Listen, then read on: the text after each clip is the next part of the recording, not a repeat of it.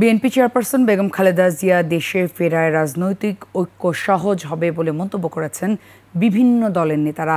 নির্বাচনী দাবি জোরালো হবে বলেও মত তাদের। একই সঙ্গে গ্রহণযোগ্য ব্যক্তি হিসেবে বেগম জিয়াকে রাষ্ট্রপতি করা হলেও দ্বিমত করবে না দলগুলো। বিস্তারিত জানাচ্ছেন শফিকুল ইসলাম।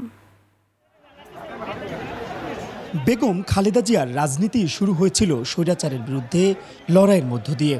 তার দীর্ঘদিনের রাজনৈতিক অভিজ্ঞতা আগামী দিনের রাজনীতিতে কতটা গতি সঞ্চার করবে সেই প্রশ্নে উত্তর দিয়েছেন রাজনৈতিক দলের নেতারা। রাজনৈতিক ঐক্য সহ দ্রুত নির্বাচনের দাবি বেগবান হওয়ার প্রত্যাশা তাদের।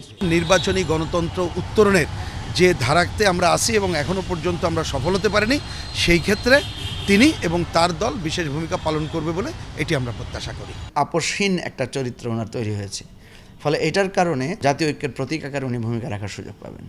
সর্বজন গ্রহণযোগ্য ব্যক্তি হিসেবে খালেদা জিয়া রাষ্ট্রপতির দায়িত্ব নিলে কেউ বিরোধিতা করবে না বলেও মত রাজনৈতিক দলের নেতাদের। আশ্চর্য হওয়ার কিছু থাকবে না যদি ভবিষ্যতে খালেদা জিয়াকে বিএনপি যদি সংসদের সংখ্যাগরিষ্ঠতা পায় বা সব দল মিলে খালেদা জিয়াকে যদি প্রেসিডেন্ট হিসাবে প্রস্তাব দেয়। আর এই ধরনের গ্রহণযোগ্য লোক বাংলাদেশে এখন আমি দেখি দুইজনই আছেন, একটা হচ্ছেন ডক্টর ইউনূস আর একটা হচ্ছে বেগম খালেদা জিয়া। 3 বার প্রধানমন্ত্রী, এখন ওনাকে রাষ্ট্রপতি হিসেবে যদি এই সরকার চিন্তা করে থাকে, সেটা আমি মনে করি খুবই ভালো চিন্তা, ভালো সিদ্ধান্ত। লিলি হালাল বিউটি সোপ, বিএসটিআই কর্তৃক সনদপ্রাপ্ত দেশের প্রথম হালাল বিউটি সোপ, দীপ্তিময় উজ্জ্বল ত্বকের জন্য। এবং আমার মনে হয় না যে কোনো রাজনৈতিক দল এটাতে অপোজ করবে। চুপ্পুরকে সরিয়ে যে কেউ চুপ্পুর চেয়ে ভালো হবে। বিএনপি রাজি হয় নাই বলে তো আগে চুপ্পুকে রাষ্ট্রপতি জায়গা থেকে সরানো যায় নাই। এখন যদি বিএনপি রাজি হয় এবং সেখানে রাষ্ট্রপতি হিসেবে বেগম খালেদা জিয়া আসেন, আমাদের তাতে কোনো আপত্তি নাই। গৃহবধূ থেকে রাজনীতির মধ্যমণি, লড়াই সংগ্রামে মিলেছে আপোষহীন নেত্রীর খেতাব। কারারুদ্ধ জীবন থেকে নতুন আবহে পথ চলা শুরু।